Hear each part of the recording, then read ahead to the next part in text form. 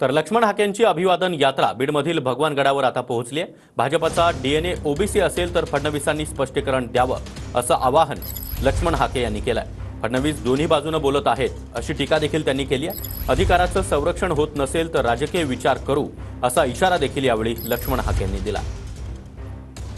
माझ्यासोबत लक्ष्मण हाके आहेत। कसा झाला रॅली?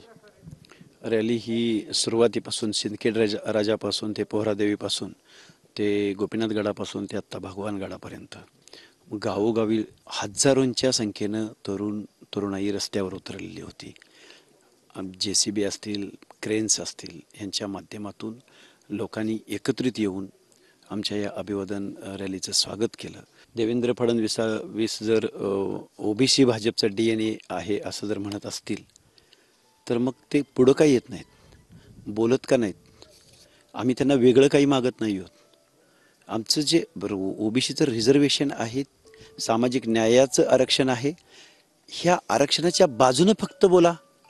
तुम्ही संविधानिक पदावरती आहात, आमच्या हक्काने अधिकाराचं फक्त तुम्ही संरक्षण करा।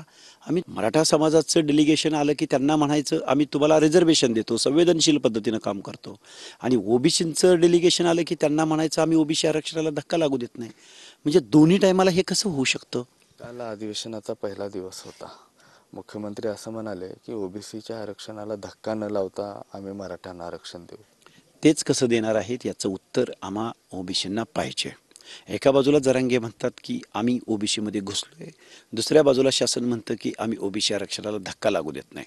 नक्की खरं कोण बोलतंय? ही आमची संभ्रम अवस्था दूर करा, एवढंच आमचं म्हणणं आहे, दुसरं काय?